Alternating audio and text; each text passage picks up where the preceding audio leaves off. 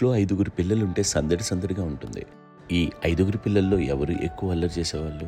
అంత అల్లరి లేదండి. ఈయనే అల్లరి.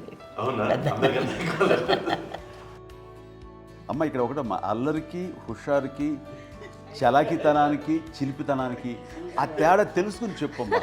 అల్లరి అంటే ఇప్పుడు నా ఇమేజ్ ఏమైపోద్ది, అల్లరి అంటే అల్లరుడు అని, నేనేమో చాలా రావుడు మంచి బాలుడు అనేలాగా నా ఇమేజ్ ఇది. నేను అలాగే చెప్తుండేవాడిని. నా ఉద్దేశం అదే. నేనేమో అల్లరి నన్ను అంటే చలాకితనం, అమ్మ అల్లరి అనుకునేది లేదండి. ఎక్కువ హుషారు కానీ చాలా బాగుండేవాడు అబ్బాయి. ఇంట్లో పనులన్నీ మీకు సాయంగా ఉంటుంది? అవునండి, వాడే చేసేవాడు. అది ఇంట్లో ఎవరు ముట్టుకునేవాడు కాదు. మా నాగబాబు అస్సలు ముట్టుకునేవాడు కాదు. అన్నిటికీ నాకు ఆయన సహాయమే పాపం. నాన్న ఆయన ఉద్యోగం వెళ్ళిపోయారు. నేను పాక్కుంటూ అలాగా వెళుతూ వెళ్ళిపోయాను, నాకు తెలియదు. తర్వాత అమ్మ చెప్తుంటే లేదుగా మాత్రం కొన్ని కమ్మర కోలు ఉంది ఒక అది పెట్టి అది వెళ్ళి కూర్చోతా ఏడుస్తున్నాను రోడ్డు మీద.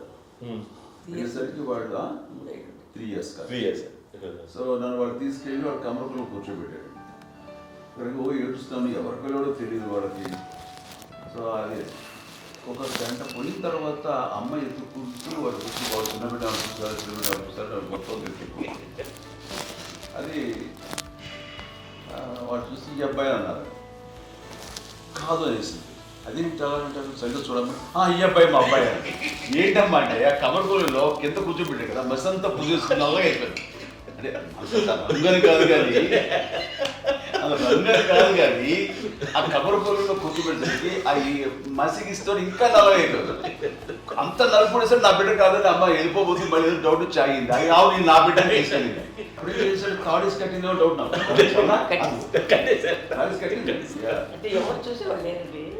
అమ్మేమో అల్లరి అనుకునేదండి, నాకేమో చిన్ననాటి మహాభాగవతం కృష్ణుడి క్యారెక్టర్ అనుకుంటాను. ఆయన మహానుభావులు అయ్యే వాళ్ళందరికీ ఆ లక్షణం ఉంటుందేమో చిన్నప్పుడు.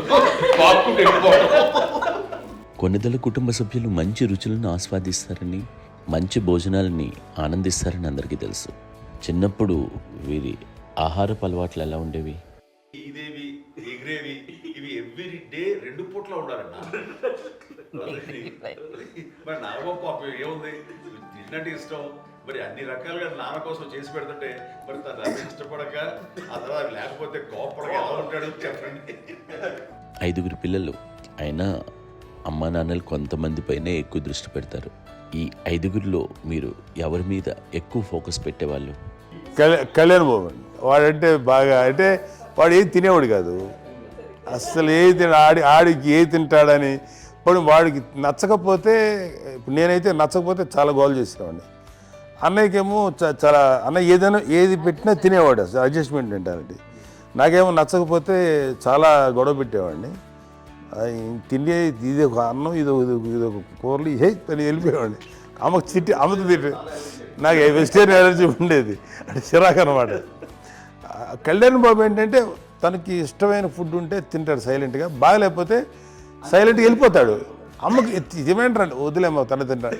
అటు నిశ్శబ్దంగా నిరసన ప్రకటించేవాడు. దాంతో వాడి గురించి చాలా ప్రొటెక్టివ్గా చూసుకునేది అమ్మ.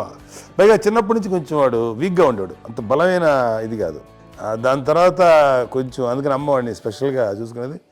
వాడు స్పెషల్ కిడ్ అయ్యాడు ఇంట్లో. మీ అమ్మగారు మీ అక్క చెల్లెళ్ళకి ఇచ్చిన సలహా ఏంటి? అంటే ఇండిపెండెంట్గా ఉన్నాం కదా అమ్మ, ఎవరిని డిపెండ్ అవ్వద్దు, మీ పిల్లల్ని నువ్వే జాగ్రత్తగా నేర్చుకో, ఎవరినైనా చేయకు, డిపెండెంట్గా పెట్టద్దు అని ఆవిడ మాకు బాగా ఎప్పుడు ఎక్కువ చెప్తుండేది.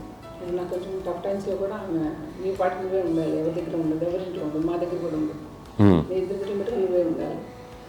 అది కష్టం కదండి అట్లా చెప్పడం. చెప్పారు, చాలా తక్కువ చెప్పారు. బట్ నాకు అదే ఇచ్చే ధైర్యం. ఇండిపెండెంట్గా అట్లా ఒకరి దగ్గర ఉంటే నీ గౌరవం తగ్గిపోతుంది, ఎక్కడ ఉండదు.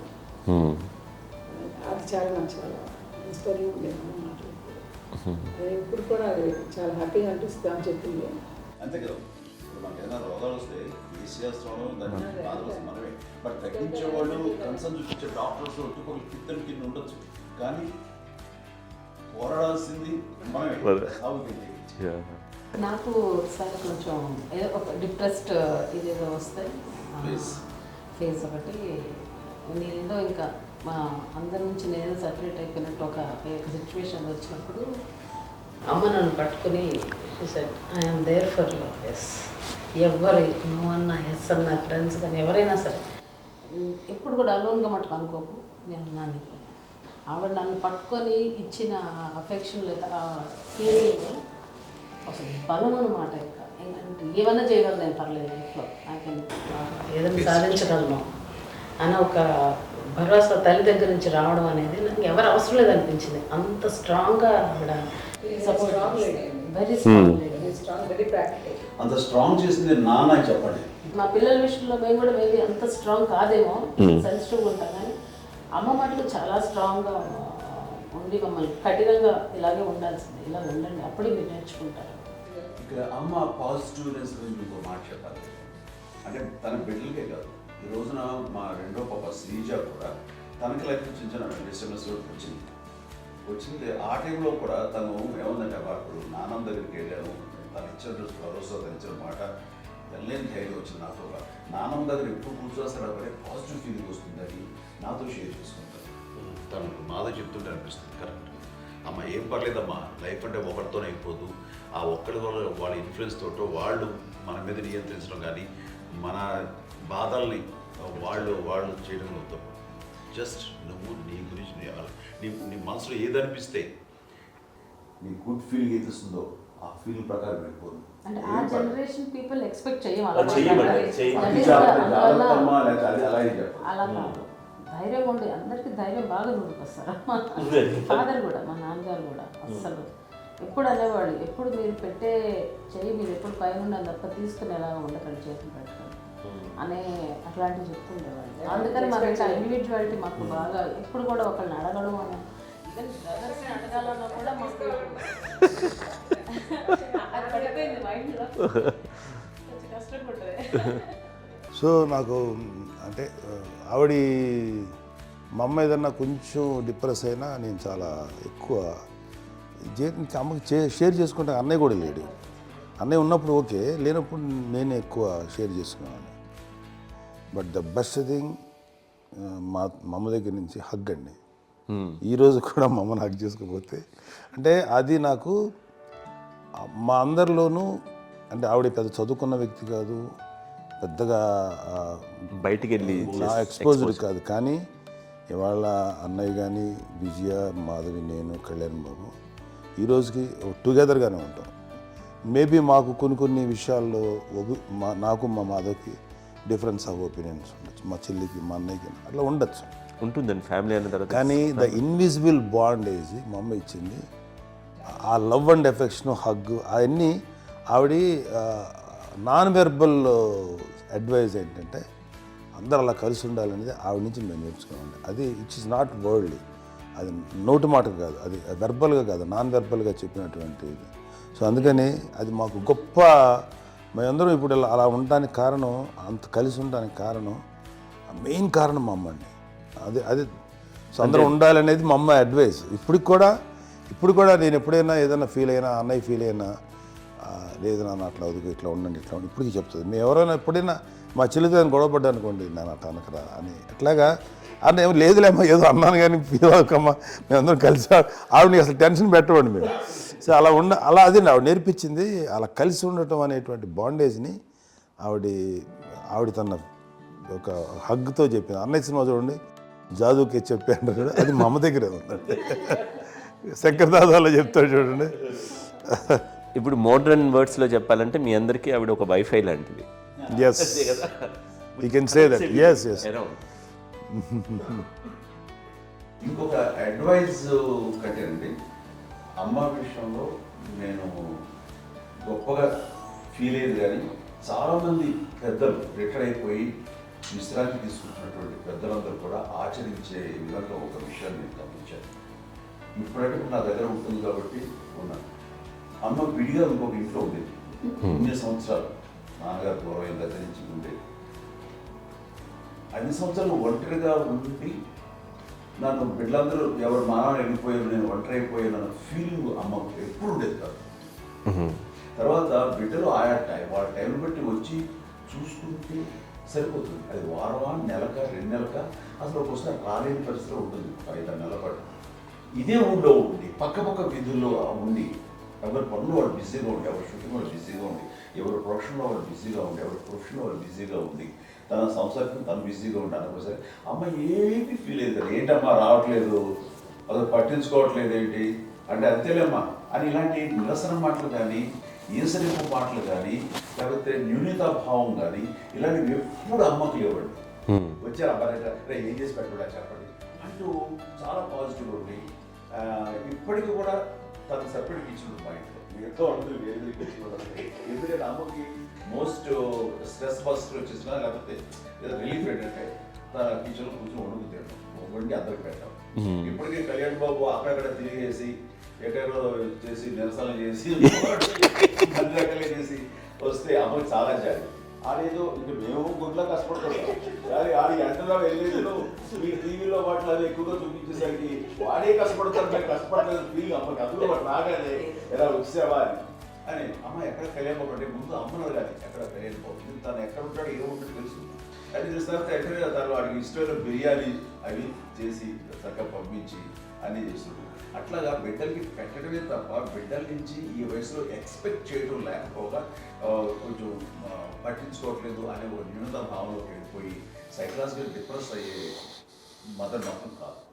ఆ రకంగా మాకందరికీ భరోసా. మేము కూడా పెద్ద అయినా బిడ్డలు వాళ్ళ ప్రవృత్తి ఉద్యోగరీత్యా వాళ్ళ వృత్తిరీత్యా వాళ్ళు దూరం అయిపోయి మనల్ని చాలా కమ్యూనికేషన్ గ్యాప్ వచ్చినా సరే బిడ్డలు నాకు దూరం అయిపోయి పట్టించుకోవట్లేదు. ఇలాగే చూసావా వెళ్ళి ఎంత ఇదిగా వదిలేవాళ్ళు గురించి ఇప్పుడు ఏమైపోయాను అన్న ఇంత పిచ్చర్ బాధపడలేదు వాళ్ళకి అంటూ నెగిటివ్ సైడ్ ఆలోచించే విధానం లేనే లేదు.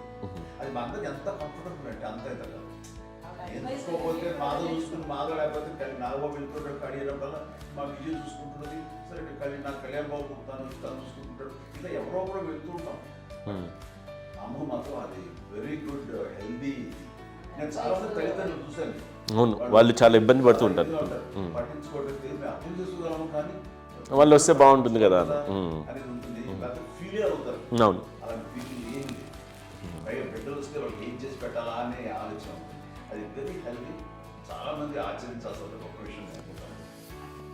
చిన్నప్పుడు అన్ని ఆనందాలేనా, మర్చిపోలేని దుఃఖాలు కూడా ఏవైనా ఉన్నాయా? అమ్మ చెప్పాలంటే ఓపికకి, గృహిణిగా తన బాధ్యతలు నిర్వర్తించడానికి అండ్ అన్ని రకాలుగా టేకింగ్ కేర్. దీనికి ఒక మంచి ఉదాహరణ నేను చెప్పగలను.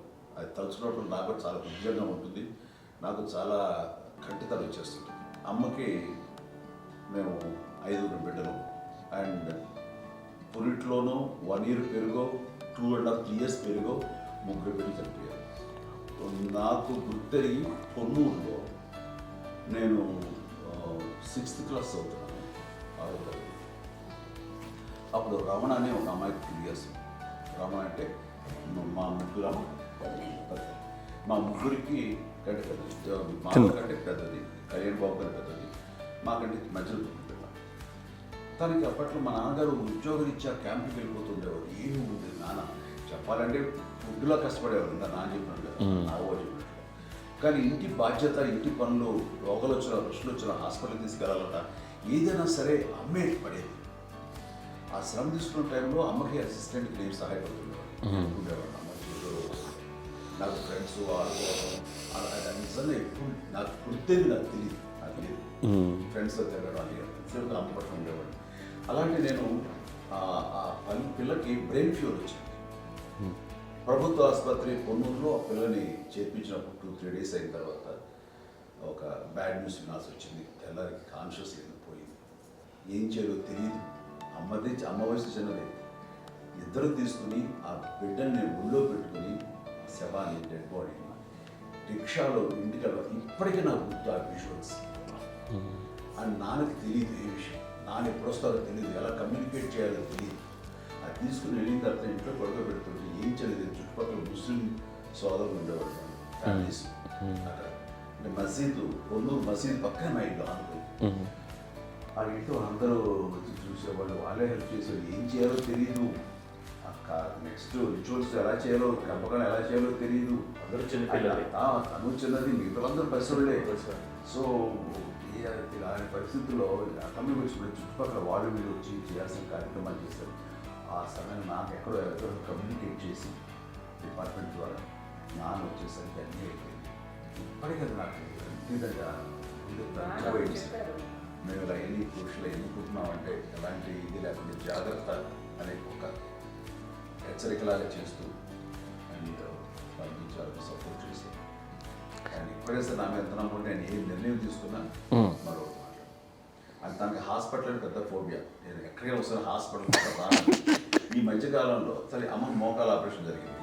అమ్మను కొంత బాధపడుతున్నావు, అసలు ఈ రోజున వచ్చిన మెడికల్ అడ్వాన్స్మెంట్లో నీకు అసలు ఏ బాధ తెలియకుండా మోకాల ఆపరేషన్ రీప్లేస్ చేస్తారు అని వీళ్ళందరూ చెప్పాలి భయపడతాను. ఎందుకంటే ఫస్ట్ ఎలా నాకు సపరేట్ అవుతాను ఎలా చెప్పాలి తెలియదు. ఒక్క వీళ్ళంతా కలిపి నీ మాట వింటుంది, వాళ్ళ మాట మీద నువ్వు చెప్తే వింటుంది. సరే నేను చెప్పాను అంతే. ఏదో నాలుగు ముందు చెప్తే ఎలా ఉన్నారా సరే ఇష్టం రా లేదులే మా ఊరికి పర్లేదు అని మళ్ళీ ఇంటికి వచ్చాక మళ్ళీ ఇంకొక తెప్పించి ఇంకో మిషన్ తెప్పించి మళ్ళీ టెస్ట్ చేయించి అందరూ బాగుంది ఏమి లేదు అన్న తర్వాత అప్పుడు పుస్తకంతో పడ్డాడు. ఏదో ఉంది మమ్మల్ని టెస్ట్ చేయించాలని చెప్పి శ్రద్ధ ఎక్కువ. మీ పిల్లలకి సంగీతం, డాన్స్ నేర్పించారని విన్నాం, అది నిజమేనా? తనకేమో డాన్స్ నేర్పించడం కాదు, అది నేర్చుకోలేదు, నాకు వచ్చేసి ఇప్పుడు డాన్సింగ్ స్టార్ మీద ఎదిగారంటే అది మా పెద్ద చెల్లి విజయం కారణం. అప్పుడు తనకి 5 ఏళ్ళు, నాకు 9 ఏళ్ళు ఉంటాయి, ఉంటుంది 10-11 ఏళ్ళు ఉంటాయి నాకు. బాపట్లనా? సో బాపట్ల చాలా చిన్నది, 5 ఏళ్ళు. నాకు ఒక 11-12 ఏళ్ళు. తను తీసుకొని గోడ మీద పెట్టుకోవడం అలా కూర్చొని చూస్తుండేవాడు. కూర్చుంటే అది నేర్చుకుంటుంది. నేను మానసికంగా నేర్చేసుకున్నాను. ఇప్పటికీ ఆ స్టెప్స్ ఏమిటి వేస్తాను అంతేంది. ఇప్పుడు తను తరబడతాయి ఇంకోటి ఏంటమ్మా నమో నమో ఎన్ని ఉన్నాయో సాంగ్స్ నేను నేర్చేస్తున్నాను అన్నమాట. 5 పిల్లల్లో ఎవరు ఎక్కువ పని చేసేవాళ్ళు, ఎవరు తక్కువ పని చేసేవాళ్ళు? ఏ పని చేయనండి, చేసేవాడు కదా అని అన్నయ్య చేసేవాడు. అన్ని పనులు అన్నయ్య చేసేవాడు. ఇక మా చిన్న చెల్లి పెద్ద చెల్లి ఎక్కువ చేసేది.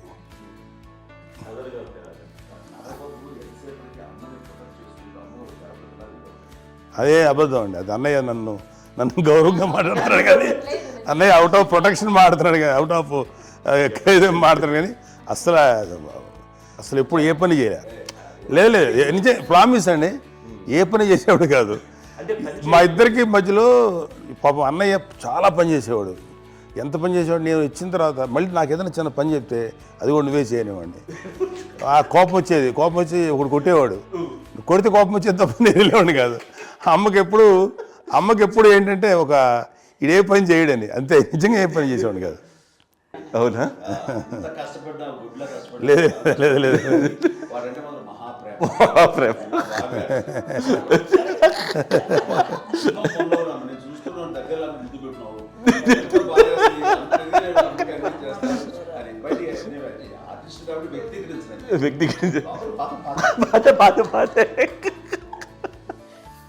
చిన్నది కాబట్టి చివరిది కాబట్టి తనంటే బుద్ధండి, నేను పెద్దోడు కాబట్టి నేను ఎక్కువ కష్టపడింది కానీ మా నాన్నగారి చేతిలో ఎక్కువ అంటే నాన్న బాగా కోపం ఎక్కువ అనుమానించింది కానీ అన్నయ్య పాపం బాగా దొరికేసేవాడు పాపం. ఒకసారి అంటే మరి మాకే అనిపి ఏంటి ఇంత దారుణంగా ఉంది నాన్న మీద కోపం వచ్చేది నాకు. నాన్న మీద కోపం వచ్చేది, వాళ్ళని చూసి బాధ అనిపించేది. అమ్మాయి ఏమనేది కాదు. సరే అయినా సరే ఎప్పుడు కూడా పోనీ అన్ని చేసినా మళ్ళీ తను హైపర్ యాక్టివ్ అన్నయ్య ఫుల్. ఇప్పటికీ ఉన్నాడు. ఇప్పుడు ఈ రోజు కూడా అదే అన్నయ్య సేమ్ హైపర్ యాక్టివ్. యూజువల్గా పెద్ద కొడుకు కొంచెం అంటే సూపర్గా ఒక నిదానంగా ఉంటాడు అంటారు. బట్ అన్నయ్య దానికి జస్ట్ ఆపోజిట్. యూజువల్గా ఆఖరి పిల్లలు హైపర్ యాక్టివ్ ఉంటారు, అన్నయ్య పుట్టడమే భయంకరమైన హైపర్ యాక్టివ్. ఒకప్పుడు అమ్మాయిల్ని ఎక్కువగా బయటికి పంపించేవాళ్ళు, అబ్బాయిల మీద కూడా అనేక ఆంక్షలు ఉంటూ ఉండేవి. మీ పిల్లల్ని అలా ఆంక్షల మధ్య పెంచారా, లేకపోతే పూర్తి స్వేచ్ఛనిచ్చారా?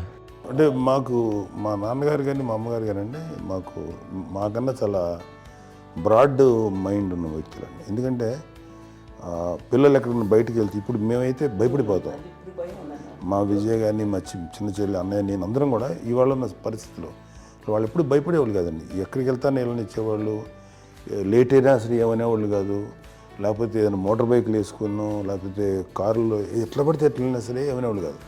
వాళ్ళు తెలియకుండానే మాకు ఒక ఫ్రీడమ్ ఇచ్చారండి.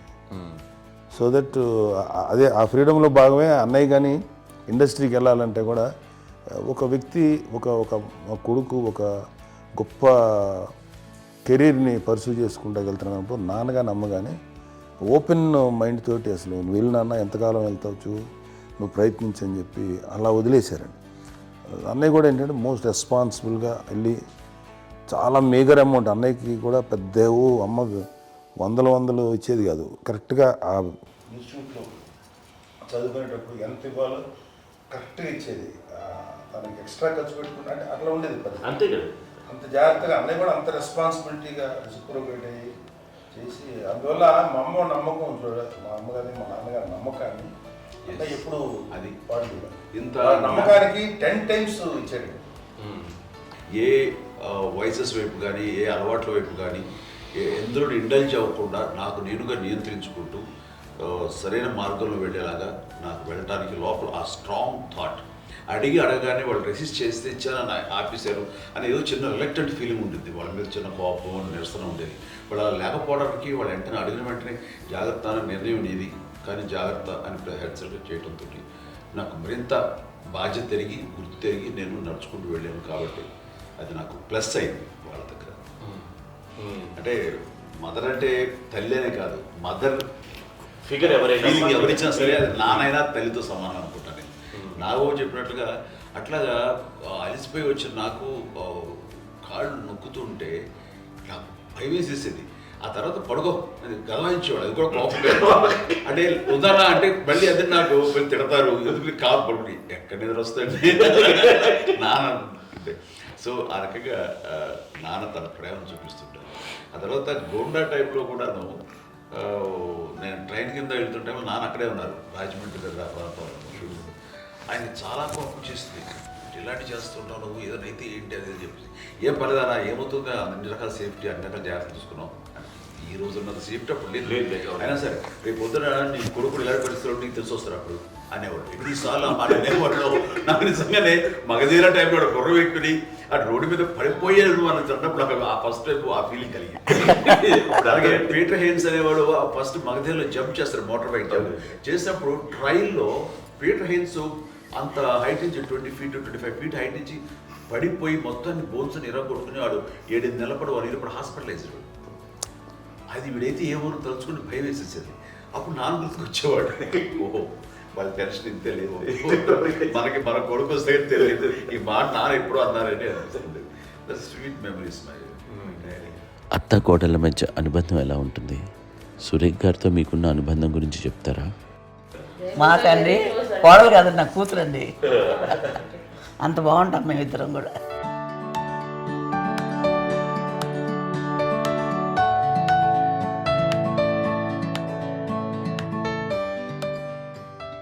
మీది ఒక అందమైన ఉమ్మడి కుటుంబం, అందరూ కలిసి ఉంటారు. ఇంత ఆనందంగా ఉండడానికి కారణం ఏంటి? దీనికి పునాది ఎవరే వేశారు? మా నాన్నగారి క్వాలిటీ నేను ఎగ్జాంపుల్ చెప్పగలను. అమ్మ వాళ్ళ ఇంట్లో పెద్దది, వాళ్ళ నాన్నగారు అంటే మా తాతయ్య గారు ప్రొహిబిషన్ డిపార్ట్మెంట్లో సిఐగా ఎస్ఐగా చేశారు. ఏదో మా ఇన్స్పెక్టర్ సిఐ చేసి ఆయన కాలం చెందారు. చాలా ఎర్లీగా 48 years చచ్చిపోయారు. 40 చచ్చిపోయారు. 40 దాదాపు 40 సరిపోతే ఆయనకి అప్పటికి అమ్మ కాకుండా 4 బిడ్డలు. అమ్మ తర్వాత అబ్బాయి తర్వాత 3 ఆడపిల్లలు. వాళ్ళు ఏంటంటే రాకరావడి నాగోప కంటే కూడా చిన్నవాడు. అది ఆ వయసు అంత చిన్నవాడు. అమ్మ మా పిన్నమ్మలు నాకంటే చిన్నవాడు. అలాంటి పిన్నమ్మల్ని ఆయన వీళ్ళ నాగ చనిపోయిన తర్వాత తన ఫ్యామిలీ అంతగా నాన్న పెంచారు. నాన్న కూడా అరాపురా శాలరీ మీద బతికేదే తప్ప కూడా కాదు. సో తనకు మిగిలిన దాంట్లో మళ్ళీ ఆ ఫ్యామిలీని చూసుకోవడం, మా అమ్మమ్మను చూసుకోవడం, వాళ్ళ మంచి చెడు చూసుకోవడం. వాళ్ళకు ఇల్లు మాత్రం ఉంది మొగల్తూరులో. ఆ ఇంట్లో వాళ్ళు అద్దెకు వస్తే ఆ కొంచెం డబ్బు నానిచ్చే డబ్బు, అక్కడ పొలం కొనిచ్చారు, ఆ పొలం మీద వచ్చే డబ్బుతోటి అంతా బాగా చూసుకోవాలి తన ఫ్యామిలీ లాగా. అందరూ మ్యారేజ్ కాబట్టి నాన్న ఫస్ట్ సూత్రధారి, అమ్మ కూడా ఫ్యామిలీ బాండింగ్ టుగెదర్నెస్ అనేది స్ట్రాంగ్గా ఉండటానికి నాన్న ఏర్పాటు చేసినటువంటి బీజం. అది అమ్మ కంటిన్యూ చేస్తుంది. మేము ఇవన్నీ చూసి మేము నేర్చుకుని మేము టుగెదర్ ఉంటాం. అందునే we are very rich in terms of emotional bonding. ఇప్పటికే ఎవరికి ఏ కష్టం వచ్చినా, ఎవరికి ఏది ఇబ్బంది వచ్చినా సరే మొత్తం అందరం గురిపోతాం. ఏ లెవెల్గా వెళ్ళిపోయి మోర్ సపోర్ట్ చేస్తాం. అండ్ వీ డోంట్ ఎక్స్పెక్ట్ ఇంకా అంతకుమించి ఏముంటుంది. ఒకరినొకరు భరోసా.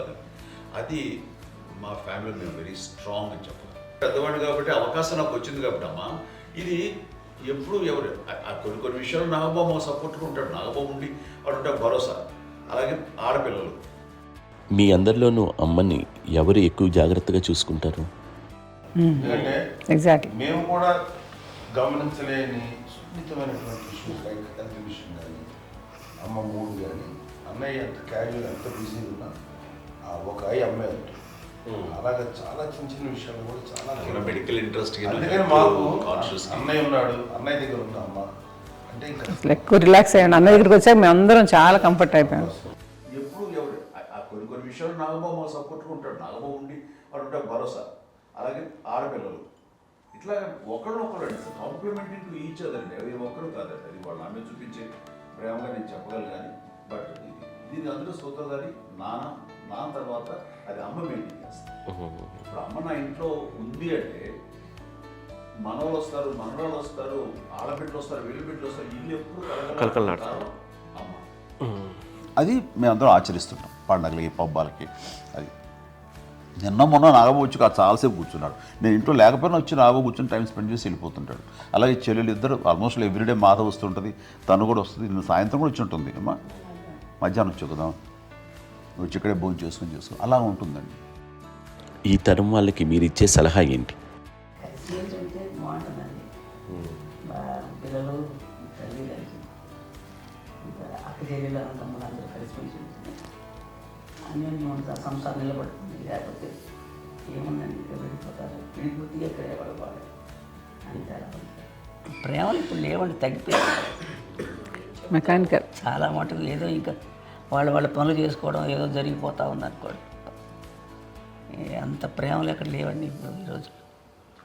అంటే ఒకప్పుడు ఒకరికి ఇంకొకరు భరోసాగా ఉండేవాళ్ళు, అంటే అందరూ కలిసి సపోర్ట్గా ఇది చేయడం. ఎందుకంటే వీళ్ళ పెద్దనాన్నగారి పిల్లలు కూడా ఆయన చూసేవారు.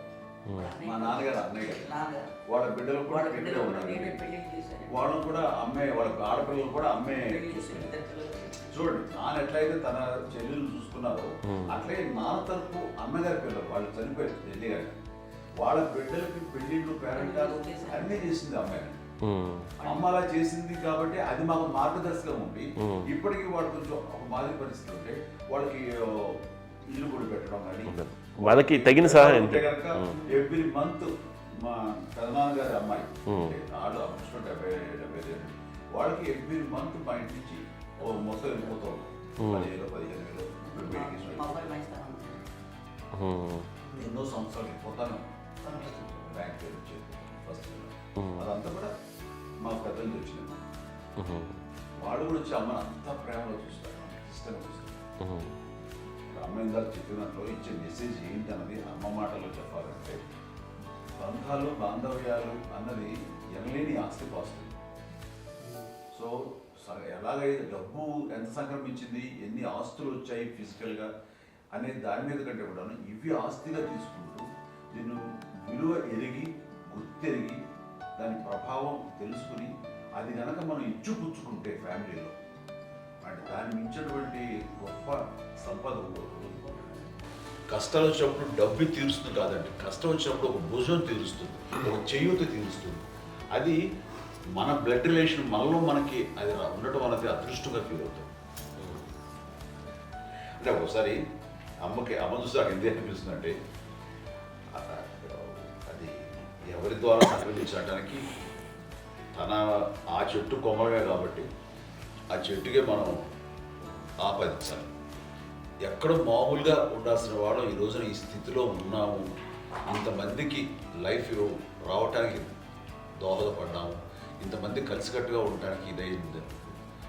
అమ్మని చూస్తుంటే నాకు ఎవరు చూస్తుందంటే అబ్బా ఇలాంటి జన్మం మనకి ఎవరికైనా ఉంటుందా, ఇంతమంది మనుషుల చేత కొలవబడేవాళ్ళు, ఆరాధింపబడేవాళ్ళు, అభిమానించబడేవాళ్ళు, ఇంతమంది నా నా వంశమా, నా సంపద అని అమ్మ ఫీల్ అంత గొప్ప ఫీలింగ్ ఎవరికి ఉంటుంది. మా చెల్లెలు కూడా వస్తే నేను అనుకోవట్లేదు, సూర్య కూడా ఉంటుందని నేను అనుకోవట్లేదు. అలాంటి గొప్పగా ఇది. అండ్ ఆ రకంగా షీఈ్ వెరీ చాలా గొప్ప జన్మ. అమ్మకి చిన్న మానసికంగా చిన్న ఏదో ఒక డిప్రెషన్ అది వచ్చింది. ఏదో నాన్న గుర్తుకొచ్చో, నాన్న లేరనో, లేకపోతే వాళ్ళ అమ్మగారు కూడా అదే టైం చనిపోయారనో, తన దగ్గర ఉంటారు ఏదో ఉన్నప్పుడు మేము అందరం సపోర్ట్గా ఉండి మా కొన్నాళ్ళు నా దగ్గర ఉందిగా అని చెప్పేసి అప్పట్లో అమ్మ వేరేగా ఉంది. ఉన్నప్పుడు ఒకటే మాట అన్నాను, అమ్మ నీలాంటి గర్భం అంటే అంజనమదే గర్భం అని బయట ఎన్నోసార్లు నా ఫ్రెండ్స్ కానివ్వండి, బయట కానివ్వండి, కొన్ని సందర్భాల్లో మీటింగ్లో కానివ్వండి, స్పీచెస్లో కానీ అన్నవాళ్ళు ఎంతోమంది అన్నారు. వాళ్ళు ఆ మాట అంటే రీజన్ తెలుసా నీకు? కోటాను కోటల్లో ఎంతమంది తల్లులకు నీకు వచ్చిన అదృష్టం, నీకు లభించినటువంటి గౌరవం ఎవరు లభిస్తున్నావు?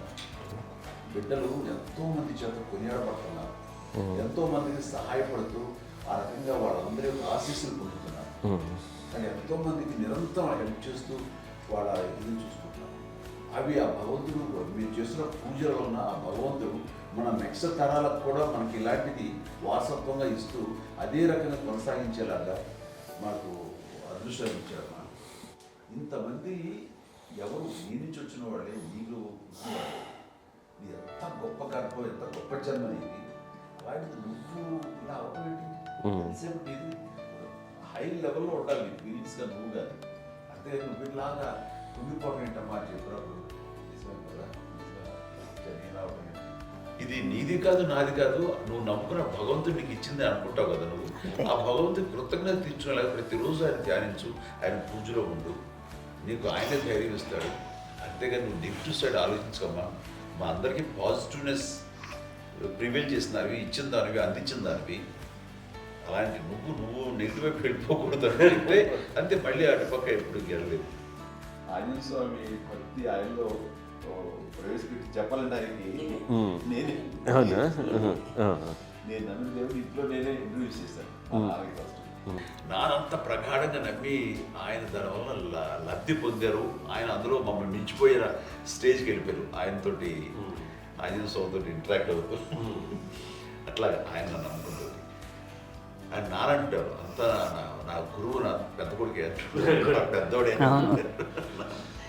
గురువు